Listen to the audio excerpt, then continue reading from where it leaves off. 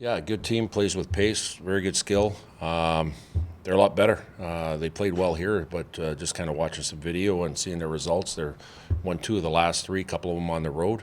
They're a much improved team, and they got a lot of good skilled players that play fast. They got Matt Barry eligible at the semester break, and he had a goal and an assist. Does that change their team a little bit too? Yeah, I think so. It provides a little bit more depth there and in their group. And like I said, I think their team is based on guys like Gordy Green and Karch Bachman and some speed and skill that they have in their group. And then the defense add a little bit of offense from the back end too. So it's one of those things where we have to keep playing the way we do as far as trying to get to where we need to go as a group. And again, we'll go through some pre-scout and some things that we have to make sure that we remember about their game. But like we said all year, it's about how we have to play the game consistently on a basis to get the result we need to get.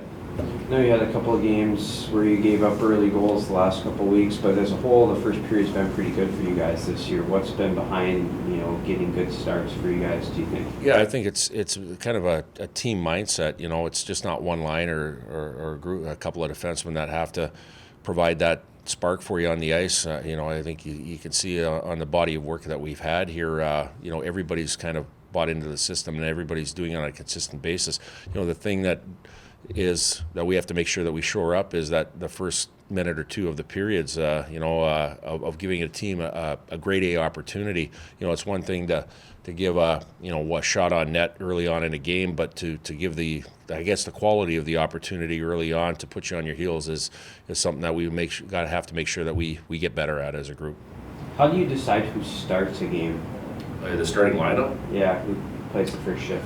Well, I think at home, obviously you have the last say as far as depending on what line they put out there, and at this weekend, pretty much not as much on Friday, but on Saturday we had a concerted effort to have a matchup of the Sendon line against the Ward line, the top line that they had. But in saying that, I think it goes into the week of practice. It goes into a little bit of the matchup. But we've had some success with the Sendon line. Putting them out and starting a game of knowing what kind of the mentality is going to be. In saying that, we've had the Adams line go well. They've been playing and they deserve an opportunity to start. And then obviously Shane Pinto's line too, I thought was pretty good on Friday and deserved a chance to start a line. So it goes into a little bit of everything, but mostly I think a little bit on that matchup on who we want to kind of start off a matchup against. Just having some different guys get in and play really well this weekend make your lineup decision harder for Miami? Yeah, you know what? Yeah, a little bit, but on that side of it, that's a great thing to have. We it's funny you mentioned that. We talked to our group earlier on about being ready for that next opportunity, and we've been going along pretty good here with some guys not getting some ice time, Casey Johnson, Josh Rieger, those type of players, but being ready for that opportunity. And we went back to the national championship year where you had a guy like Colton Sanderson, didn't get a whole lot of looks his first 3 years, and even in the first half of the season, and finally, cracked the lineup, was an influential part, but he had to be ready for it.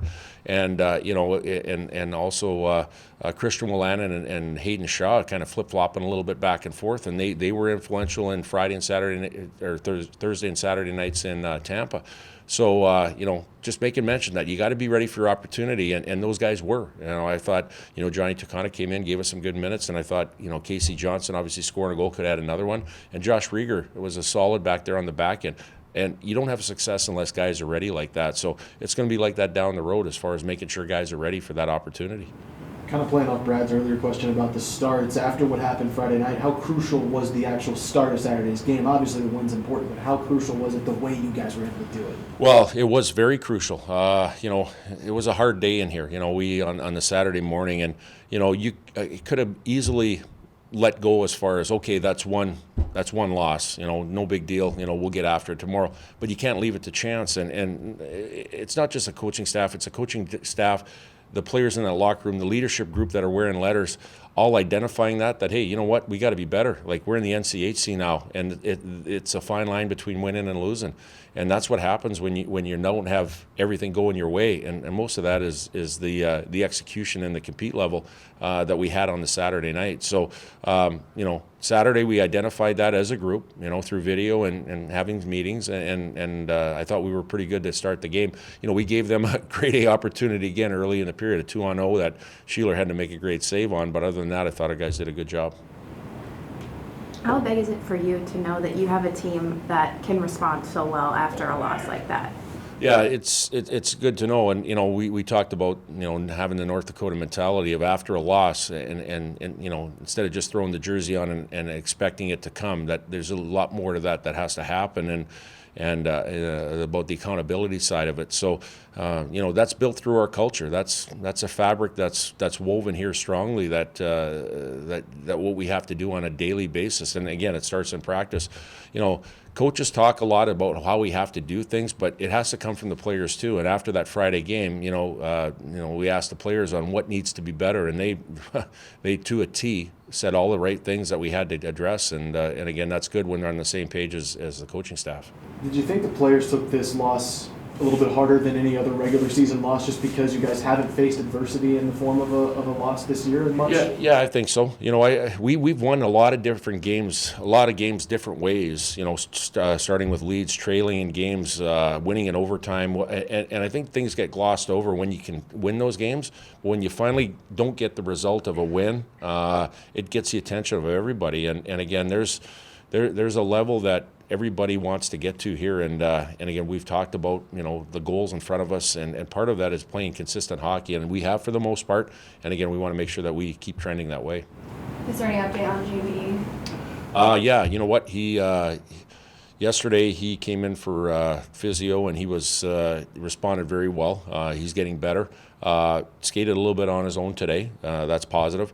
So we'll see where he's at and see if he can partake in part or part of practice tomorrow, and see if we can keep building his week here. But he's been going in the right direction for sure.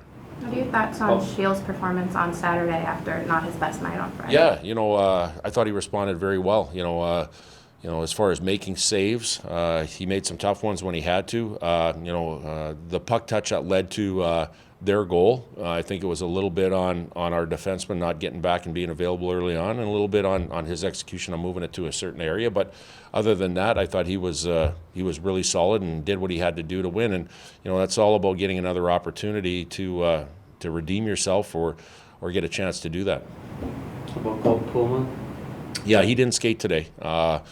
He got some tests done today, and we're just awaiting those tests to see where we go from there. But it's one of those things where Colton, he's got a warrior mentality, and he'll play if he can. Obviously, if the tests show that he can't, then we'll move forward there. But we're just awaiting some tests that are getting done here, so we'll know a lot more tomorrow on that one.